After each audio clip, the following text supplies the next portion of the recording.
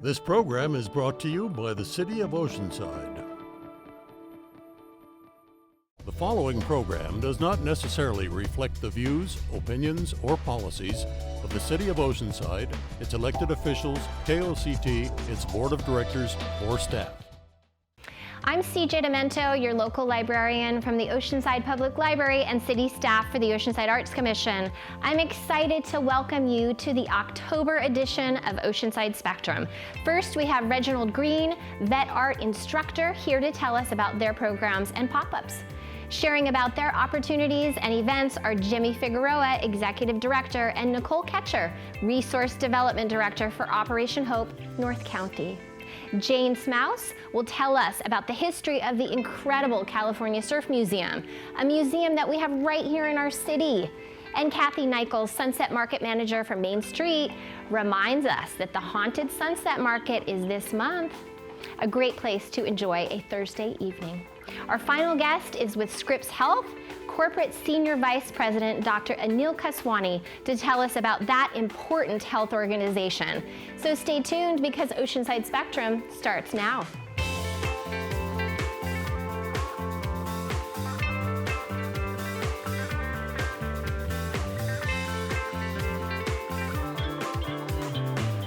All right, Reginald Green is here sharing about the important Veterans Arts Organization, aptly named Vet Art.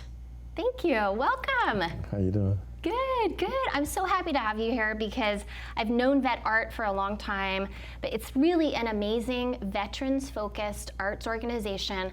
But it also, works with and supports not just veterans, but active duty, the families. Tell us about Vet Art in your words. How would you explain it? I mean, I think it's great. It's to me, it's something positive to look forward to, like for veterans to go and create, and they offer free art classes for their families and veterans and active duty. So I just think it's a good program to be involved with. And you say that because you have been involved with it, right? Yeah, for many I years. volunteered with them for about a year and a half, and they ended up hiring me to do the bronze casting and cast other veterans, and I would tell people about the program because it helps me. So I like other people getting involved and and participating. So tell us about your artwork. So my artwork, I like a lot of ancient civilization type stuff, like ancient Egyptians, Mayans, different things like that. So I'm inspired by that. While I was volunteering for Vet Art, I was volunteering at the African Latin Museum in Old Town. And a lot of the stuff that I learned there, I incorporated some of the stuff in my art. So. Okay, and we've got some of your artwork here. Yes, we do. So some of your design, speak to that, would you? Okay, well, I got some T-shirts here. The design on here is like an African mask that I made, and so I had it put on a T-shirt, and I named it Mwanza, which means the beginning, and at the bottom, it has Reggie's World of Fine Arts, which is my LLC name. Nice. So everything started with Vet Art, and and I'm just making my way and making my own name and brand. So wonderful. So Vet Art, someone can get involved with it even if they're not an artist, right? They do quite a bit of art therapy, different workshops and classes. Yeah, I really didn't mess with art until I got involved with them. I did a recreation therapy program at the VA, and then I saw some vetart.org stuff inside some of the exhibits, and I'm like, what is this about? And then I went to the Foundry, learned about the bronze casting, and then later on they said there may be a job opportunity for me, and I'm like, me of all veterans? And they were like, why not?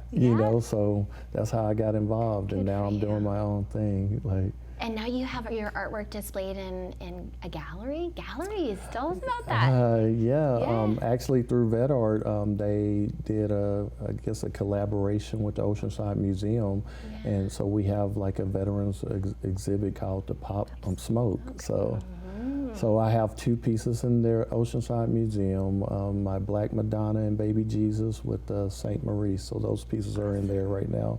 And I also got a couple of pieces in the San Dieguito Art Guild, and I just won first place on one of my pieces. So. Wonderful. Congratulations.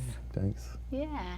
So VetArt, an amazing organization, always looking for support, always looking for volunteers to provide the workshops and inspiration like you've experienced. Right? Yeah, we're VetArt's always looking for, you know, people to come out, support, volunteer, donations. Yeah. I mean, it helps a lot of veterans, so it'd be good to get more donations to keep the program running. So. Okay. Great, and where should people go to do that? Vetart.org. All right. And where should they go to find out more about you? They can check out my Instagram, original_Reggie's Art. Awesome. So. Thank you so much for being here today. Thank you. We will be right back.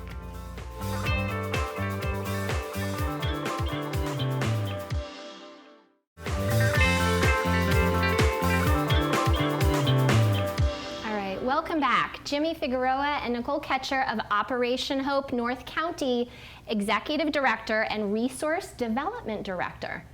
Welcome. Thank you. Thank you for having us. Thank you so much for being here. Absolutely. I'm excited for you to tell people about the work that you're doing in our community because it's really important and timely work. Tell me a little bit about the mission of Operation Hope, would you? Yeah, absolutely. Yeah. So we're a homeless shelter for families and women who are experiencing homelessness.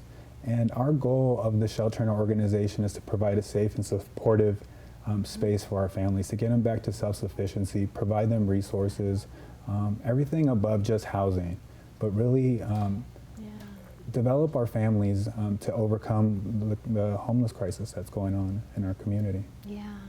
And so you've been in existence for almost 20 years doing good work in this community.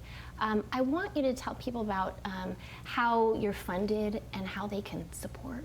Yeah, absolutely. So we have a variety of revenue streams. Mostly, though, it's about 56% come from individuals in the community, foundations, churches, and civic groups. Okay. We do receive like a small amount of government funding, but we are a high barrier shelter.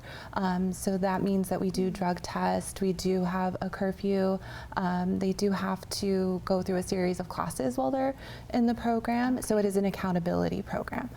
So we do qualify for a very small portion of federal funding. And so different individuals in the community that are passionate about what we do, who believe in our mission, can fund us, and foundations, we apply for a lot of grants. So yeah, it costs us about $67 a night per person to operate, and that includes like housing them, shelter, showers, food, the classes, case management. And how many individuals are you working with? Yeah, so last fiscal year, so Operation Hope North County runs on a fiscal year, so July 1 to June 30th, and we served 188 individuals. 117 of those were children. So 62% of our population that we're serving currently is children under the age of 18. Wow, so you're really kind of actively working in the community and providing services for folks at the shelter. Yeah. Tell us a little bit more what the programs look like. Yeah, so the main goal is to, when we talk to our residents, they come in and they pretty much express to us what their needs are and kind of what got them to this point. And we've kind of, as a team, as assessed, there's 4 core values, and what we're trying to provide programming around parenting skills, financial literacy, also providing resource development, and trauma recovery. A lot of our residents have experienced different levels of trauma, and we believe within the 90 to 120 days that we have them, these are things that we can instill within or help develop within our residents to help them overcome homelessness. But as Nicole mentioned, 62% of the residents that we served last year were children. So when you think about that number and the communities that we serve, we're Operation Hope North County, these are school-aged children, many of them that attend the same schools that our kids attend. You know, a lot of our residents come to us and they're dealing with poverty, but they have jobs. Many of them are single mothers with 3 or 4 kids that are working. And these are individuals that, you know, they may work alongside of us. Their kids go to school with our kids, but they're experiencing homelessness. And you help to provide that support and that structure to help them get get on their feet. And that's the goal. And so we also have an aftercare program. We have a pantry, we have a boutique to help our families after they graduate the program, because the goal is to get them into housing. Yeah. But many of them are still experiencing poverty, so we're able to provide assistance via pantry to our residents. Such important work. Yeah. So you have some events that are kind of on the horizon that I want people to know about. Yeah, we're super excited about. We're going to have our first golf tournament coming up in March of 2023. So we'll be excited to share the first date for that and then have people participate. So we're looking for people who like to golf to sign up to be golfers or come with the team.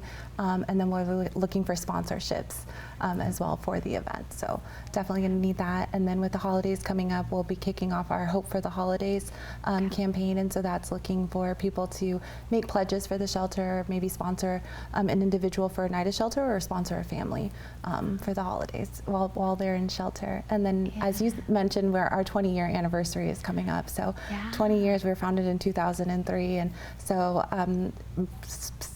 fall of 2023 will be our 20-year anniversary, so we'll be having an event, a big event for that. So wonderful. So for people to support you, find out more about your organization, donate, where should they go?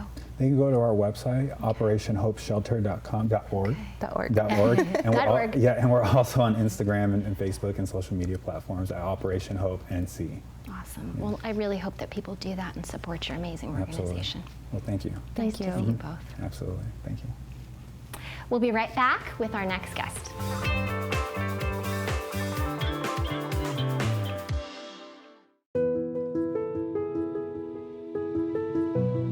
I'm Christy Hawthorne. I'm the director of the Oceanside Historical Society. I'm standing at the beautiful Oceanside Pier in Oceanside, California. The history of the pier and the history of the city goes hand in hand, because the first pier was built in 1888, the year that the city of Oceanside was incorporated. Unfortunately, it only lasted about 2 years because it was wiped away with storms and large waves. The second pier was built at this location at the end of what was then 3rd Street. It was built in 1894, and it was braced with iron pilings, and it was called the Little Iron Wharf. In 1903, Oceanside's third pier was built. It was braced with railway steel, and it was called the Municipal Pier. In 1927, Oceanside's fourth pier was built, and it was dedicated on July 4th, 1927, with thousands of people from all over Southern California in attendance. Oceanside's fifth pier was built in 1947, and at the time it was built, it was the longest pier on the West Coast. The current pier that we're standing at today was built in 1987. It is 1,942 feet, and today it's the longest wooden pier on the West Coast. Oceanside residents have always loved the pier. A lot of people donated over the years to have the earlier piers built and then rebuilt. Some of them even donated their own labor. So Oceanside has had a love affair with the pier for many, many years. Support the Historical Society by joining as a member. You can find information on our website, oceansidehistoricalsociety.org, or visit us at 305 North Nevada Street in downtown Oceanside.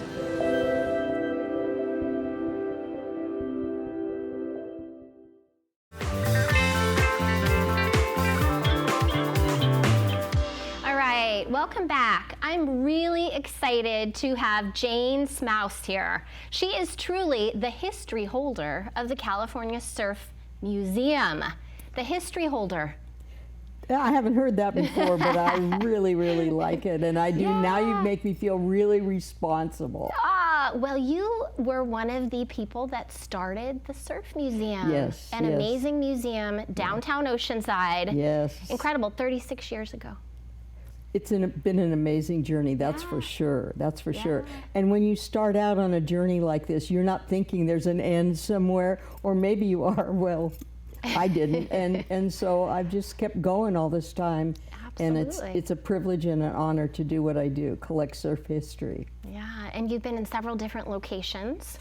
Well, we started out in a little restaurant in Encinitas in 1986, and someone had thought that the idea of a surf museum was a good idea, and I'm a former teacher. And so I asked this person, Stuart Resor, I said, well, how many surf museums are there? And he said, there aren't any. Wow. And you could have knocked me over with a feather. I mean, there are ping pong museums, tiddlywinks museums, you know, banana museums, and no one was collecting surf history. That just didn't strike me. Here we were in Encinitas, one of the surfing capitals of Southern California. So you've been in the current location about 13 years, designed by Louise Balma, a beautiful location, a beautiful space. It's become a worldwide destination, and no one's more amazed than we are. And with the development, the recent development downtown also, there's passersby, there's visitors and guests that we have that we couldn't have drawn 10 years ago. So it's a wonderful feeling. Yeah, and residents, if they haven't been there recently, you have exhibits that change all the time. I think that's one of the things we owe to the people in the community, is to keep them vested in coming back to the museum. So we change our exhibits periodically. They're up for at least 6 months, sometimes a year. But our wonderful exhibit, Surfing in China Beach During the War, that was up for 2 years. Yes. We didn't have the heart to bring it down. Veterans would be calling the museum saying, is that exhibit still up? And we just said, well, yes, it is, you know. And it had been intended to be up for a year, and it was 2 years. It was a beautiful altogether. exhibit. It was really was fabulous, heartwarming, and truly the most important exhibit we've ever done. Absolutely. You've done exhibits on women's surfing, adaptive surf. Yes. You have Bethany Hamilton's surfboard. Oh, thank goodness, yes. Amazing museum. Yeah. Yeah. This area is a very rich area for collecting surf history. There's a lot to be proud of right here, even though we are the California Surf Museum, and we set our sights on international surf destinations as well. Okay. One of our most colorful and dramatic exhibits was a 21-gun salute, which was, we targeted 21 different big wave surfing spots throughout the world. And we highlighted that with photos that were just knock your socks off. And then we had a board to match each of the 21 sites we picked. Wow. I mean, spots in Portugal. But then the media has caught up to surfing in a way that we hadn't anticipated. I think you can remember the day a few years back where that 75-foot wave was surfed in Portugal. And that made the front pages of newspapers throughout our country. And all of a sudden that elevates interest in surfing just a little bit. And then we're here to help show it off. And that if people are interested in that surf history, there's a gala coming up that they can attend. Yes, You need volunteers. Yes. Oh, volunteers, hello, community of Oceanside. There's a lot of talent here. There's a lot of surfers here. There's a lot of retired people here that might have a little time and a little talent that they would want to share with the Surf Museum. Awesome. We have 4 part-time employees, and we welcome talent, help, creativity, someone who maybe has loved surfing and been driven by surfing all their life. They want to share some of those stories, and the people that come into the museum want to hear some of those stories. Absolutely. So it's a win-win situation. And that's the place, California Surf Museum, downtown Oceanside. Yes. Thank you so much, Jane, All for being here with us. And our big gala is coming up on November the 5th. Woo. It's fantastic. It's a surf party where you can walk right up to some of the best known legends in the field and shake their hand and say, hey, I've ridden your surfboard for years. Might be the only chance you get to meet this person. And it's just a wonderful experience. Awesome. Thank you so much, Jane. You're welcome. And thank you. We'll be right back with our next guest.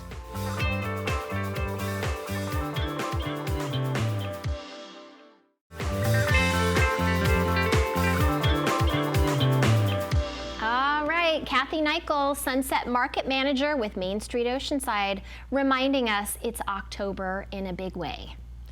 We always know it's October when you're here, right? Yes. It's great because there's so much going on. You have 2 huge events that you want to talk about. And these are yearly events. The first one in its 21st year. Yes. Oceanside Dia de los Muertos. Yes. Yeah, tell us all about it. So, Friends of Oceanside Dia de los Muertos, Yeah. MainStreet Oceanside, Radio Yeah. Latina, and Milano and Company have been doing Dia de los Muertos for 21 years. times. Wow. It's crazy. So Milano provides a truckload of flowers so that we can do ofrendas that day. Okay. People can sign up to do altars. We also have a car show that's done by Por Siempre Car Club with Awesome. anywhere between 50 and 100 vehicles that Yeah. actually do altars in their trunks. Right now we have 2 stage entertainment areas that we're going to do. Great. And then we have, of course, everybody who comes is going to be hungry and want to do a little bit of shopping. Yeah. And then we have several partners who help us out with children's activities. We have, of course, the library will come in with Adelanto Bookmobile, Yeah. Studio Ace, North County Lifeline, Crown Heights will come in. Great. And a lot of the activities, not all of them, but a lot of the activities are free or little to no cost. Yeah. And then this year, we have a coup. We have the Tijuana soccer team will be coming in with their mascot Awesome. from Cholos. Yeah. So that's pretty cool. Yeah. And we just have a lot of volunteers also that we always need. So, but the website is Friends of Oceanside Dia de los Muertos. Wonderful. So that's the first event. Yes, and the second have is to- Haunted? Haunted Market. Uh-huh. Haunted Market, it will be our 15th year doing a haunted market. Wow. We do trick or treat all the way up until the candy is done, which usually is around 7:30. So we start at 5. Okay. Bring your goodie bags, Yeah. come dressed. We do a short little parade. We start at 6 at the stage there Okay. at Sunset Market. And what day is that? The 27th. Thursday, the It's always 27th. it's always Okay. a Thursday. All right, always on a Thursday. Always on a Thursday. Yes. And then we do a blood curdling scream and evil laugh contest at the end, and we hope that we're still able to hear at the very end. And then Steve from Rock the House will be our DJ again to play some really fun music and Yeah. things that kids can dance to, not just our favorite Halloween music, but also some dancing stuff and things for the family. Yeah. So it is a fabulous event. So that's MainStreet Oceanside or sunsetmarket.com. So we Both do have- family-friendly events Yes. to celebrate October, Yep. important things that are happening in October. Yep. Main Street, downtown. Downtown. Yeah. Making it happen, baby. Yeah. Again, the websites. So the first one for Dia de los Muertos Muertos. is Friends of Oceanside Dia de los Muertos, and Okay. we also have a website, Facebook, Instagram, Yeah. and then Main Street Oceanside or sunsetmarket.com, and of course also on Facebook and Instagram. So Good. please follow us. We think that they're both great events, and we think that everybody should come and see us. And you'll be there. I'm there. Okay, we have to go. That's right. All right. You're all invited. Thank you. Thank you, Kathy. Thank Great you, to see CJ. you. You too. We'll be right back.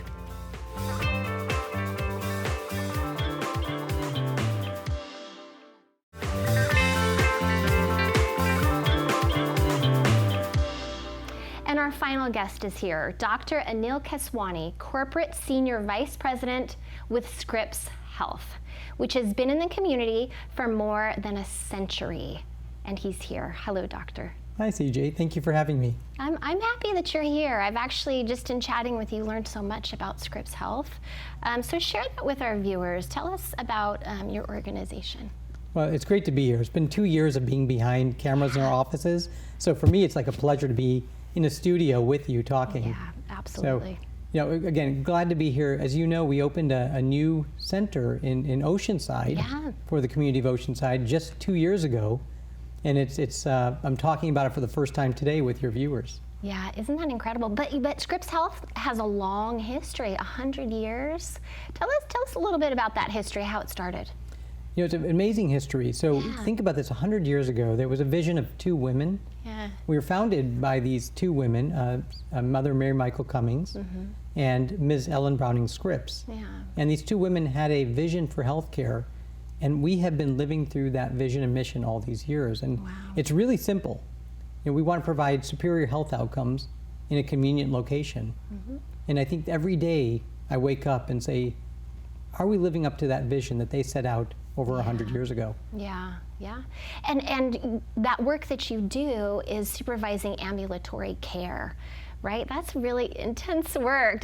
What keeps you up at night about that? Yeah, it's a great question. And people always ask, what is ambulatory care? And I just say, it's really simple. It's outpatient care. Okay. So the world of healthcare, really people think of hospitals and emergency departments, of which we have many and are well known for. And then we have a whole outpatient network as well. Yeah. And the outpatient network spans all of San Diego County. We are from up in Oceanside down to Chula Vista. And we kind of try to cover the whole county. Yeah. And what's amazing is we try to be very convenient to the community that we're serving. And so it's a great question. People ask what keeps me up at night. And I always say, tongue-in-cheek, I live a very healthy lifestyle. I go to bed every night sleeping well. But what does keep me up at night is thinking back to their founders and saying, are we actually truly living their vision and their mission every day? Or would they be proud of the care and that we're providing to the communities today? Yeah. So you think back to the history, but then you're also looking towards the future, right? You have some amazing advancements at Scripps Health. We do, and actually you're absolutely right. Looking back in the history is important because it shows that we've been here and stood the test of time, and to me that's a sense of quality. And we have to look to the future and say, what things can we do to continue to bring cutting-edge therapy, cutting-edge care to the folks in Oceanside and throughout San Diego County. So CJ, if I may tell you, there's actually something really interesting we just was brought, and actually it started right here in our Oceanside Jefferson Clinic. Amazing, yeah. We had a lady, and this is publicly known, who had an ACL rupture, an ACL tear. Right. And the ACL is, as you know, is that part of your knee, and once you tear it, it's a big deal. Right. And in that tear, there's usually sort of conventional ways to treat it, but it's a pretty tough surgery with a tough recovery. Yeah. And we have a Scripps clinic physician, Dr. Tim Wang, who I'm so impressed with. Yeah. Dr. Wang brought a procedure to us that just was approved in December of 2020 and did the first case at our Oceanside clinic at Jefferson. And it's actually very unique because it's an ACL repair. It's called the BEAR procedure. Yeah. It's called Bridge Enhanced ACL Restoration. But what it does, it actually takes almost your body's own cells to help repair that ACL. And you don't need a medical degree to know. It's always better if your body can heal itself. Yeah. And to talk about an ACL repair like that has just better outcomes, and it's much better for the patient. And for something like that to happen for the first time in Oceanside is extraordinary. First time in Oceanside. As you know, we have in our clinic, we have ambulatory surgery centers, amongst many other things, and state-of-the-art equipment. And when he had the case, it was just absolutely a perfect case to do up here. Incredible. So the clinic has been here for 2 years in Oceanside. Anything else you want us to know about Scripps Health? Yeah, it's amazing to think it's been 2 years. I mean, the pandemic we were talking about earlier, CJ, it's funny. It's gone fast and slow, but it's already been 2 years since we had our grand opening mid-pandemic. And I would tell you, the one thing I want your viewers to know is Scripps is an amazing organization. We're here and we're here to stay, and we're here for good. And we really want to serve the community with the best care possible that we can offer them. Wonderful, wonderful. Will you do that daily? So if people want to find out more about Scripps Health, where should they go? Yeah, it's a great question. www.scripps.org. Awesome. So nice to meet you. You too, CJ. Thank you for having me out here. And thank you for watching this edition of Oceanside Spectrum with some really incredible people in your community. If you're also one of those people and would like to be a guest on the show, please visit koct.org/spectrum to find out details on how your nonprofit can be a part of Spectrum. Stay up to date with all things North County by visiting koct.org. Thanks, and take good care.